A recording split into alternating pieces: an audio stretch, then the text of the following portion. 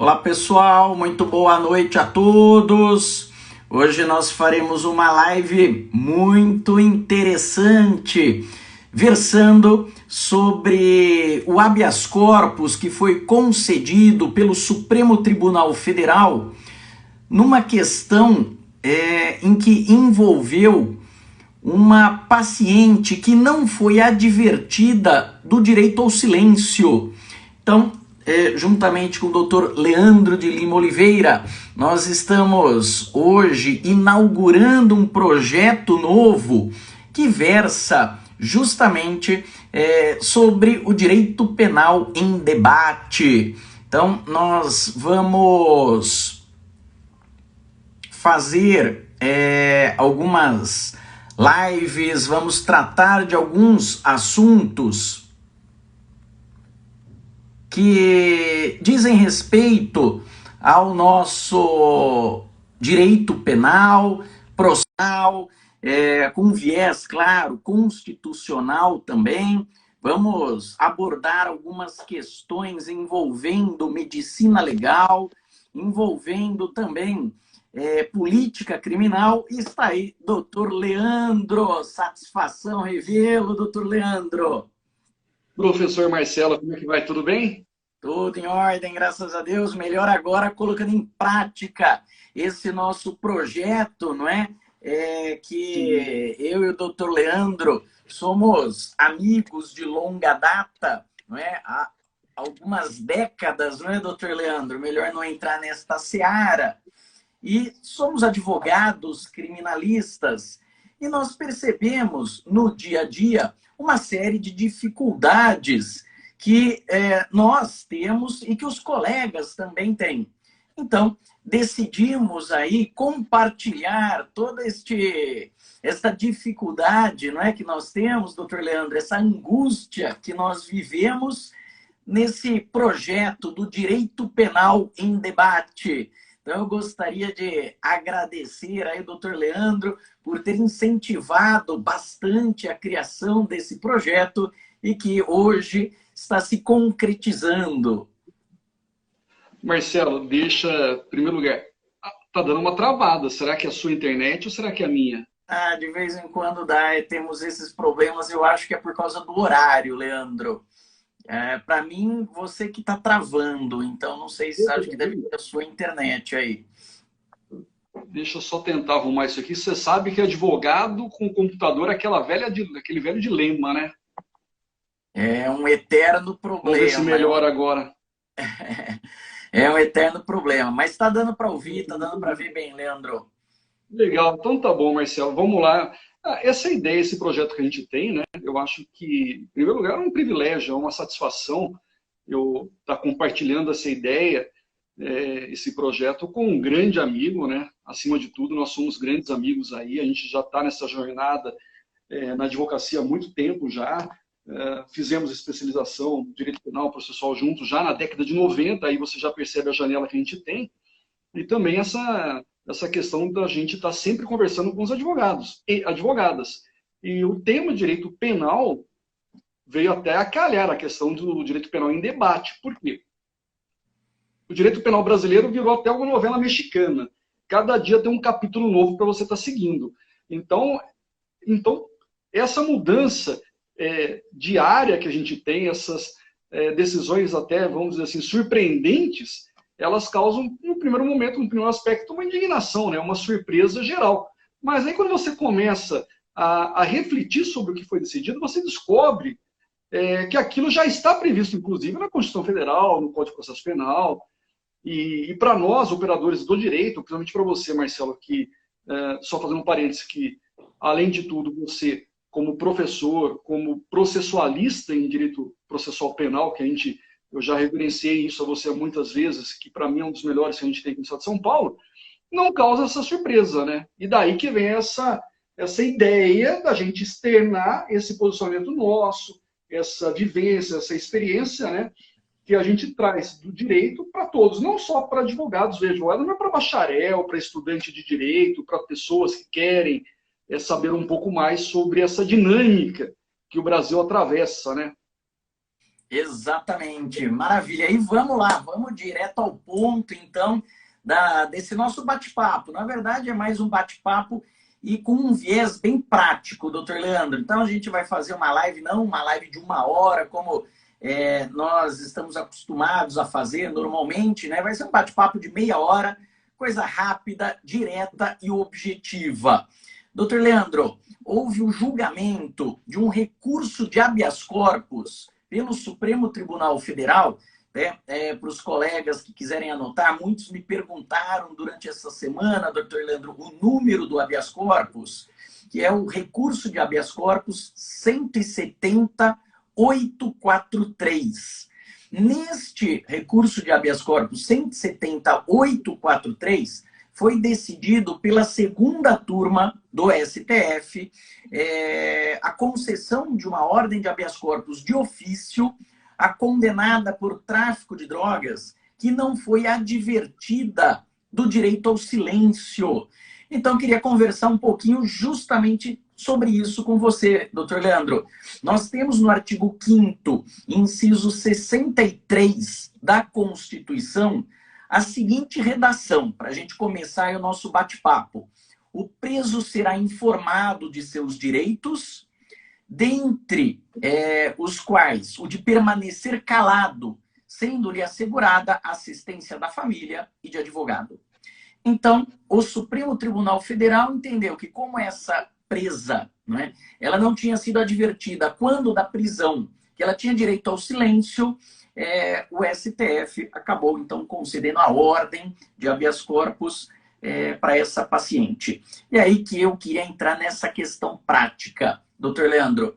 É necessário que se faça realmente esse aviso?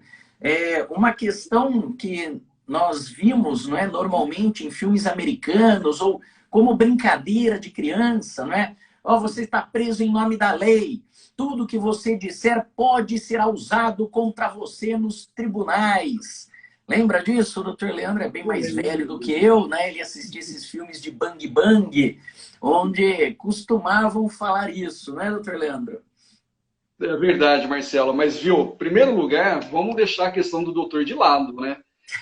Teve uma situação uma vez que eu estava ouvindo, em São Paulo, voltando do tribunal, e eu estava ouvindo uma rádio lá de São Paulo, capital, e curiosamente o Jô Soares estava sendo entrevistado. Ele inverteu de entrevistador para entrevistado. E aí ele comentou que uma certa ocasião ele estava no programa dele, aí ele estava entrevistando, se eu não me engano, era um senador, um governador, ou uma autoridade política, né?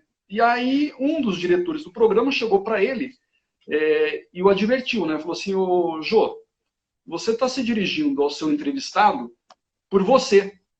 Como ele é um político de alta patente, né, vamos dizer assim, se você não quer chamá-lo de Vossa Excelência, pelo menos de senhor, né, uma coisa mais cordial.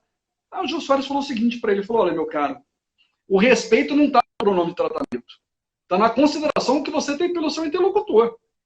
Então essa história de doutor, Vossa Excelência, você observa, por exemplo, lá no Senado, na Câmara dos Deputados, eles falam: Vossa Excelência ladrão, Vossa Excelência vagabundo. Ontem teve um episódio Exatamente. lastimado, né? Sem entrar na discussão aí da política. Mas eu acho que o respeito está no tratamento e consideração e não no pronome de tratamento empregado. Mas vamos lá. Essa questão de direito ao silêncio é até curioso, né, Marcelo? Como você falou, a gente até brincava quando era criança: esteja preso.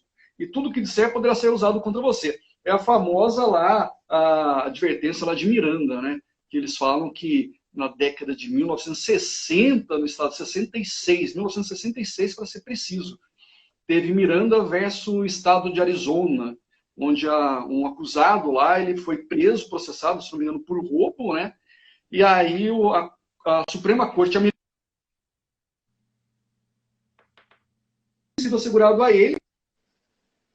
E aí, o que se observou nesse julgamento? Que todo acusado, todo preso ou todo suspeito, ele tem, num primeiro momento, uma garantia.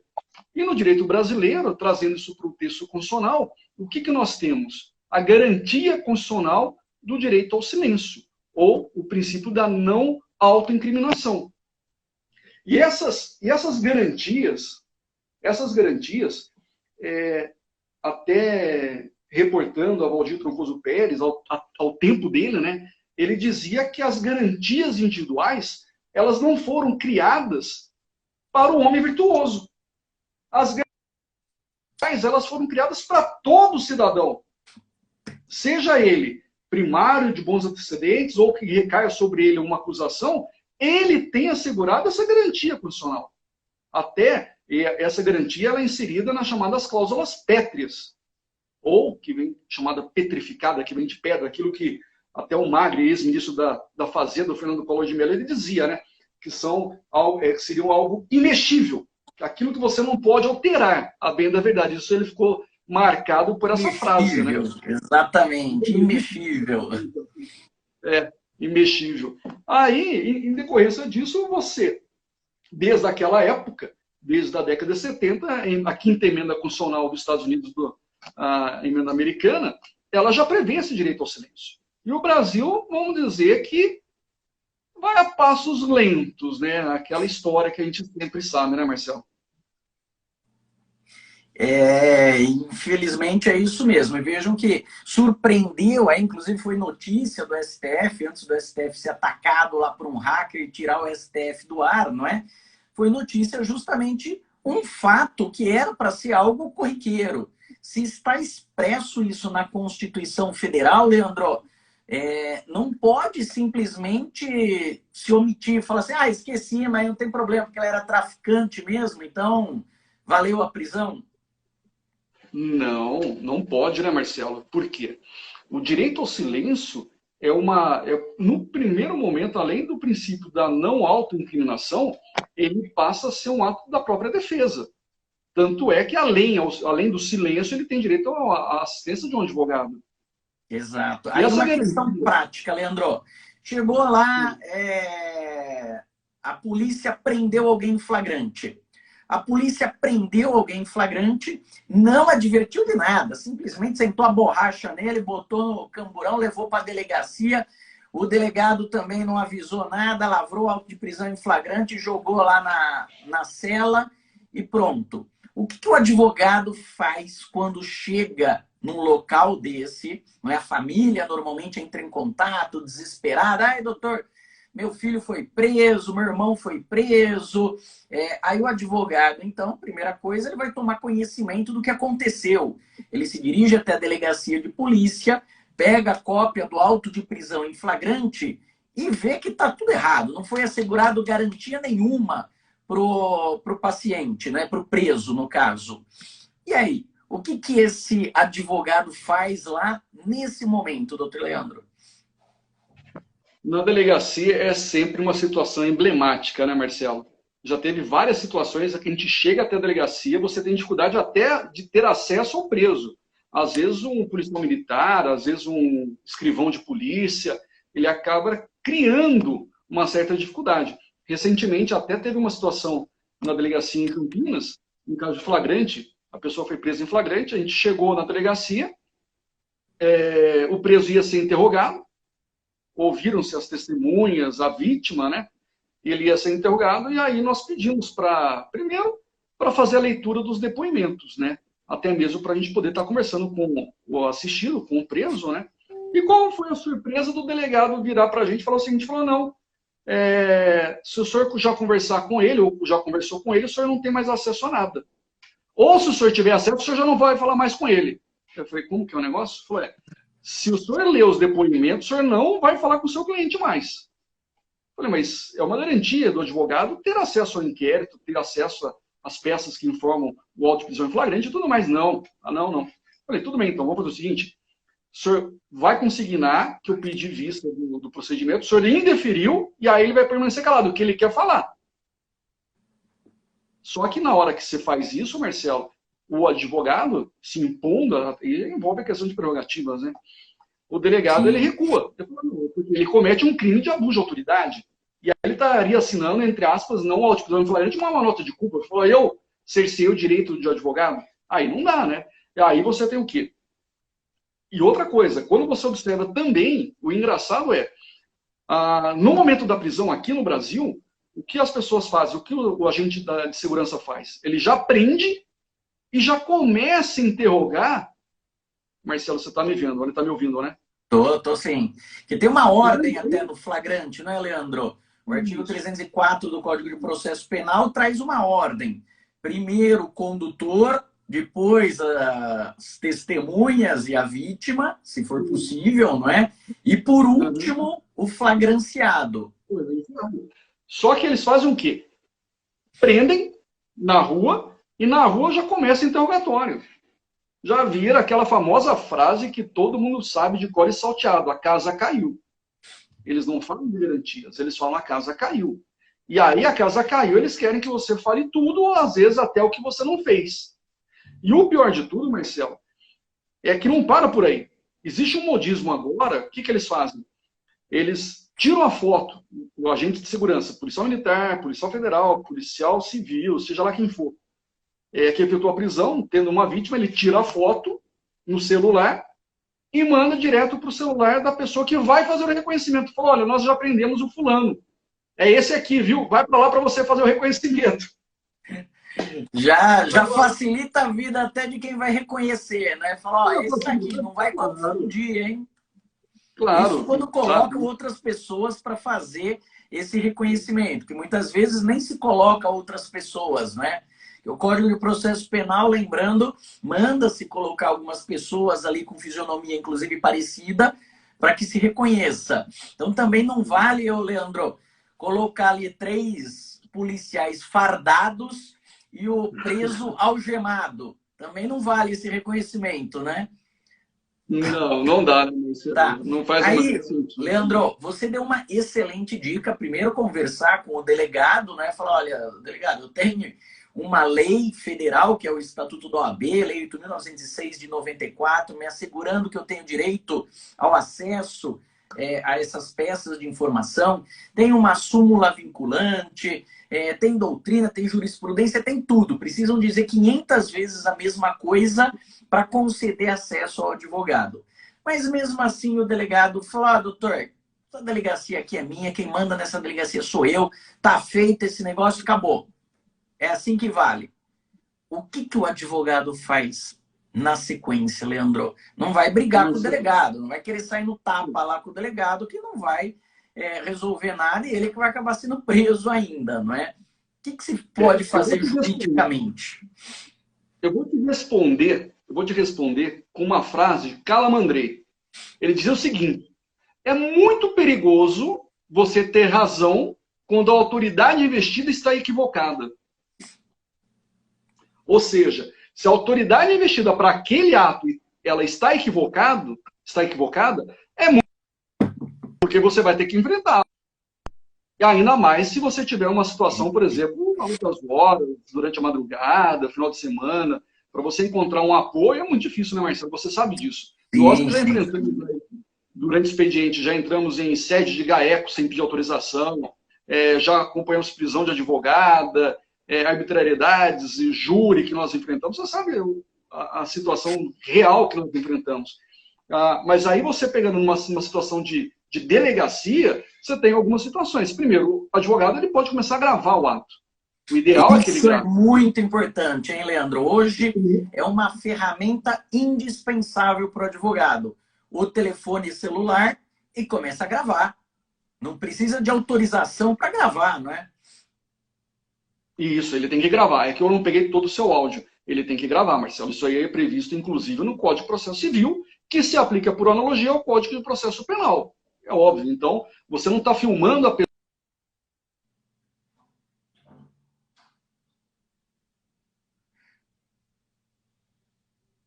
Tá travando aí, doutor Leandro. Travou a sua internet, mas o Marquinho tá falando aqui que essa semana o doutor Marquinhos ele fez uma audiência onde a juíza disse que não havia pessoas semelhantes com o cliente dele, não é?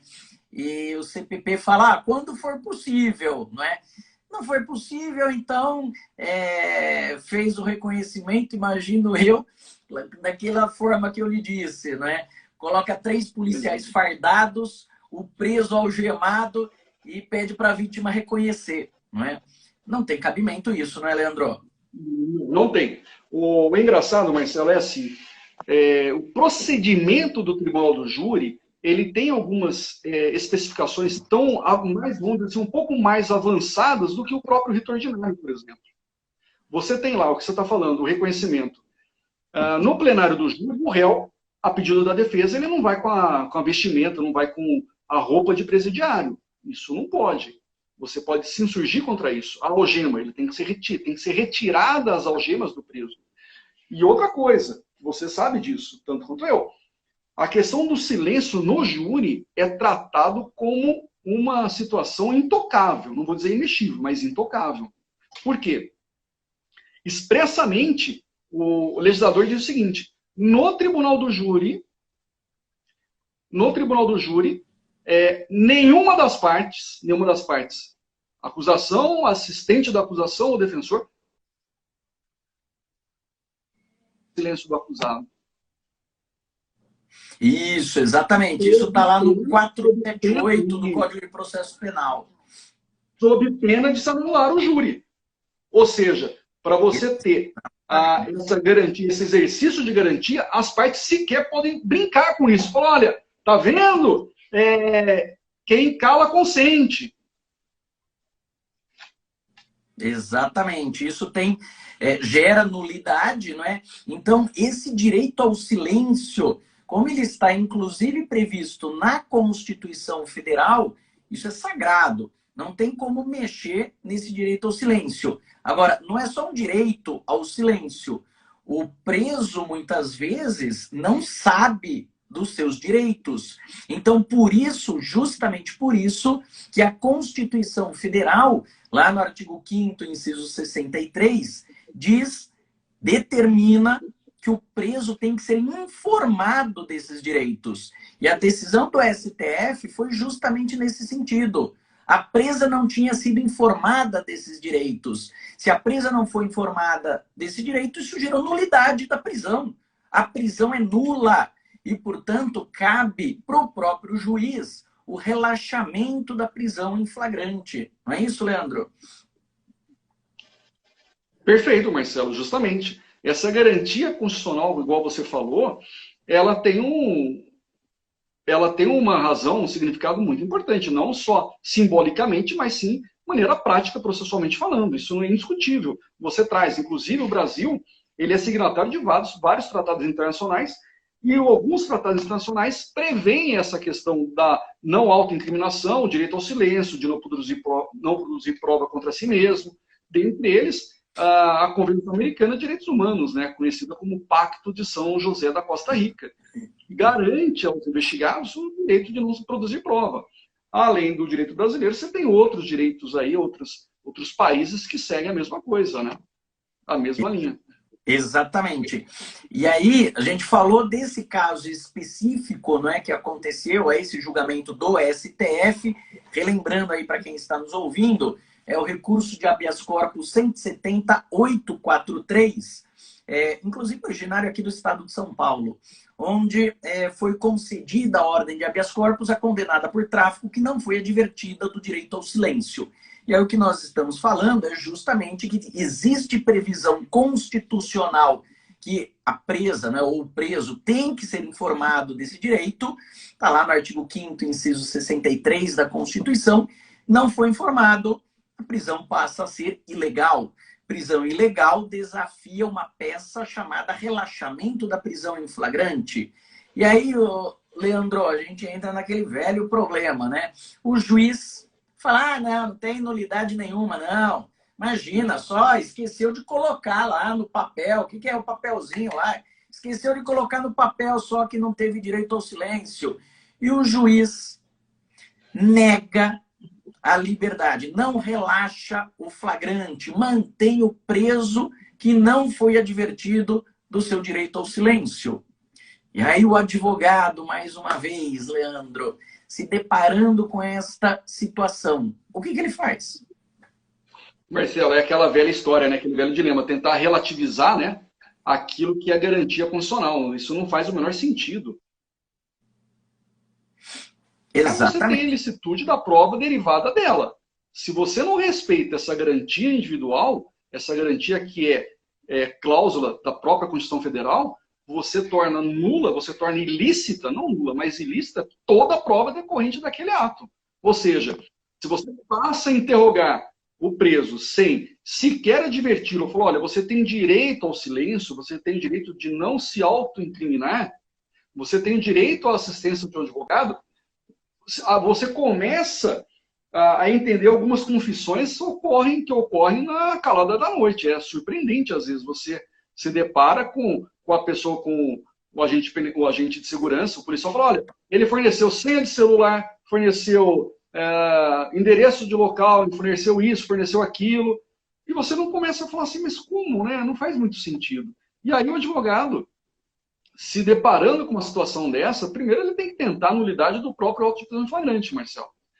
E no segundo momento, a anulação da própria ação penal, para que pelo menos ele não venha a ter contra si uma condenação oriunda de um procedimento ilícito, de um procedimento ilegal, totalmente arbitrário, Marcelo. Tá? Agora, só porque eu falei do Jô Soares, você está tomando alguma coisa na caneca, né? Eu estava gripado essa semana, Leandro. Estou com a garganta horrível, então preciso hidratar minha garganta. Tá certo. Mas, Leandro, então, essa formalidade no processo penal é muito importante e os advogados e defensores públicos, e, claro, o delegado, o promotor e o juiz, eles precisam estar muito atentos a isso, não é? Porque, senão, isso pode prejudicar todo o trabalho de todos os envolvidos, não é? Não é só o advogado conseguiu soltar, mas depois pode anular o processo, como nesse caso. Leandro, chegou até o Supremo Tribunal Federal, precisou o ministro do Supremo conceder uma ordem de ofício para essa situação. Não era para ter resolvido isso já aqui em primeira instância, no piso? Pois, Marcelo, fala para mim uma coisa, vamos ser sinceros, isso daí é novidade para você? Eu lembro, há muito tempo atrás, eu comecei a levantar isso, falou, olha, direito ao silêncio no momento da prisão. Quando eu suscitava isso em audiência, às vezes a pessoa olhava assim para mim e falava assim, mas de que país você é? Isso. Você, um alienígena que você caiu ali sem saber o porquê. Falou, mas que país, qual a realidade que você vive? E o engraçado que é assim, isso eu já comentei contigo. É óbvio, se você procurar em livros, em faculdades, professores e tudo mais, eles vão falar o quê? Da onde vem a jurisprudência? Ah, a jurisprudência emana dos tribunais superiores, patati patatá. Eu falo assim, olha, vocês me desculpem, eu acho que o autor da jurisprudência, no primeiro momento, é advogado e o advogado. Você apresenta a tese pronta, você bate nessa tecla várias vezes, até que se lance luz da legalidade sobre aquele ato ilegal. E aí você firma o entendimento. Exatamente. Então vem aí a importância do advogado, não é? O advogado, ele precisa levantar essas teses para que o tribunal possa, então, criar a jurisprudência. A opinião é minha, mas eu acho de uma injustiça, é como se você fizesse doutorado, apresentasse sua tese de mestrado, doutorado, falar, gostei da sua tese, viu, Marcelo, agora ela é minha. Exatamente. Bem isso mesmo. Na pior das hipóteses, você, né, Marcelo? Claro. Leandro, para a gente finalizar aí a nossa live, então o advogado criminalista ele precisa estar atento aos detalhes, porque veja, isso é um detalhe, porque vem escrito ali o que em uma linha na peça do auto de prisão em flagrante, que tem 10 páginas pelo menos, né? Vai estar escrito ali que foi advertido do direito ao silêncio. Não está escrito isso. Não está escrito isso, a prisão passou a ser ilegal. Passou a ser legal. Você passa a fazer o pedido de relaxamento, de revogação dessa custódia, né, para o próprio juiz que recebeu o auto de prisão em flagrante. Caso ele negue, você tem o recurso de habeas corpus, né? Exatamente. Então, a dica aí da nossa live de hoje, Leandro, primeiro, que o advogado criminalista ele precisa conhecer a lei. Isso é fato. E estar sempre estudando, porque nós temos aí uma enxurrada legislativa, não é? E enxurrada para ser educado, para não dizer uma outra, para não usar um outro adjetivo, né, devido à qualidade das leis, mas nós temos aí uma enxurrada legislativa e o advogado escolheu uma profissão que precisa sempre estar se atualizando e precisa estar atento aos detalhes, porque esse detalhe muitas vezes é o que pode garantir a liberdade do cliente naquele momento, não é isso? É isso, perfeito, Marcelo. O engraçado, só fazendo um adendo, né? Eu tive uma situação de uma prisão ilegal, arbitrária. Solicitei ao juiz de primeira instância, ele indeferiu, ele negou. Era final de ano, já estava próximo ao recesso. Eu fui ao tribunal e naquela época se despachava pessoalmente lá com o desembargador que estava de plantão, né? Hoje, por causa da pandemia, acho que nem é mais possível isso, você faz virtualmente. Aí eu fui despachar com ele. Ele recebeu a minha petição, recebeu os documentos, né, olhou os documentos e falou: olha, doutor, o senhor está pedindo aqui a revogação da prisão, o relaxamento da prisão lá em flagrante, a revogação da prisão cautelar dele. Falei: sim, por irregularidade no auto de prisão em flagrante. Falei: olha, doutor, eu vou relaxar, o senhor tem razão, eu vou relaxar o flagrante aqui, mas eu vou decretar a prisão preventiva dele. Esse é o famoso ganha, mas não leva. Mas eu falei assim, deixa eu ver se eu entendi. O senhor vai fazer supressão de instância, porque a prisão preventiva ela tem que ser analisada pelo primeiro juiz de piso de primeiro grau. O senhor vai fazer a supressão de instância. E segundo, o senhor vai decretar prisão preventiva em sede de habeas corpus, a pedido da defesa. Ele olhou e falou: né? Falei: alguma coisa errada tem aí, né? Eu acho que alguma coisa está errada. Pedido de liminar em sede de habeas corpus, no meu pedido, você decreta prisão preventiva. Concede a liminar e decreta preventiva. Aí falou: deixa eu dar uma pensada melhor. Isso vai ficar como um tema para uma outra live, Leandro, mas isso só para mostrar aí para o pessoal que está nos acompanhando os absurdos que a gente enfrenta às vezes no dia a dia, não é? E precisamos estar preparados para conseguir lidar com estes problemas. Leandro, mais uma vez eu agradeço bastante a sua disponibilidade, a sua coragem de enfrentar este projeto do Direito Penal em Debate. Hoje nós inauguramos, não é, com esse bate-papo sobre essa questão do direito ao silêncio, mas vem muita coisa boa aí pela frente ainda. Marcelo, eu agradeço o convite. De novo, né, a coragem aí não é minha, é nossa. Porque eu tenho do meu lado aí um dos maiores advogados aqui do estado de São Paulo, né? E uma pessoa extremamente combativa e leal. A lealdade processual tua, a envergadura do teu conhecimento também vamos dizer assim, de se reverenciar. Então, você pode ter certeza que eu estou aqui em excelente companhia. Maravilha, estamos juntos, Leandro. Vamos tocar esse projeto para frente. Agradeço a todos os internautas que nos acompanharam e vem coisa boa pela frente aí. Vamos debater direito penal, porque isso envolve uma questão de cidadania, não é? Envolve uma questão de conhecimento que sempre é importante e precisamos estar nos atualizando. Obrigado, Leandro. Obrigado a todos, pessoal. Um forte abraço. Agradeço aí a participação e a presença de todos. Até mais. Um abraço, doutor. Um abraço a todos. Tchau, pessoal.